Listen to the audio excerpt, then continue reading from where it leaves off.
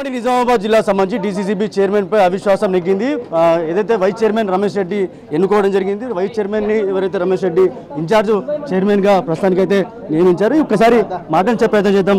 Sir చెప్పండి sir, ఏదైతే అవిశ్వాసం పెట్టారు అందరు బీఆర్ఎస్ సంబంధించిన సభ్యులు కదా, అవిశ్వాసం పెట్టారు కదా సార్, బీఆర్ఎస్ సంబంధించిన సభ్యులు ఉన్నారు అంతా, అవిశ్వాసం నెగ్గింది. ఎందు గురించి అవిశ్వాసం పెట్టాల్సి వచ్చింది? ఇందాక చెప్పిన అదే అవిశ్వాసం అనేది ఒక వ్యక్తి మీద విశ్వాసం లేకుంటే అవిశ్వాసం పెడతారు. ఇందులో కాంగ్రెస్ వారు ఉన్నాము, అన్ని పార్టీల కలిసి వ్యక్తి మీద విశ్వాసం లేక తీయడం జరిగింది, అవిశ్వాసం పెట్టడం జరిగింది, దాంతో పాటు నెగ్గడం జరిగింది. అంటే ఎందుకు మొత్తం బీఆర్ఎస్ సభ్యులు ఉన్నారు కదా,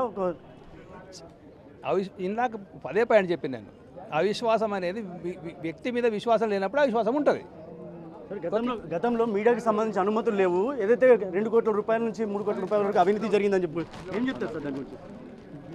చెప్తాను. ఒకవేళ మీరు నిర్దిష్టమైన ఆరోపణ చేస్తే మీ దగ్గర ఏమైనా ఆధారం ఉంటే ప్రూవ్ చేయండి, మేము ఎంక్వైరీ చేస్తాం దాన్ని. ఓకే, ఏం చెప్తారు సార్? రైతులకు ఏం చెప్తారు? చైర్మన్ ఇన్ఛార్జ్ చైర్మన్ ఉన్నారు, రైతులకు ఏం చెప్తారు?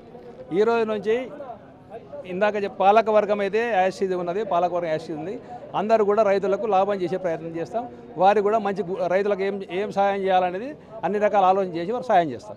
ఓకే, ఇది మొత్తంగా ఏదైతే అవిశ్వాసానికి సంబంధించి అవిశ్వాసం నెగ్గింది. ఏదైతే డీసీసీకి సంబంధించిన గతంలో జరిగిన అవినీతి ఏదైతే ఉందో, అవినీతి జరిగిన విషయంలో ఏదైతే దానికి సంబంధించిన ఒకవేళ బలమైన ఆధారాలు ఉంటే కనుక దానిపైన విచారణ కూడా చేస్తామని చెప్పి చెప్తున్నారు. ఏదైనప్పటికీ ఉమ్మడి జిల్లాకు సంబంధించి డీసీసీ చైర్మన్పై జరిగిన అవిశ్వాసం ఏదైతే పెట్టారో, అవిశ్వాసం మొత్తం సభ్యులంతా కూడా సుమారు 17 మంది హాజరైతే 16 మంది చేతులు లేపి అవిశ్వాసానికి మద్దతు తెలిపినట్లు తెలుస్తుంది. దీంతో అవిశ్వాసం నెగ్గిందని చెప్పుకోవచ్చు. ప్రస్తుతానికి ఉన్న vice chairman Ramesh Reddy in charge చైర్మన్గా కొనసాగుతున్నారు. ఇది ఇక్కడ పరిస్థితి. కెమెరా పర్సన్ సందీప్తో రాజేష్, బిగ్ టీవీ, నిజామాబాద్.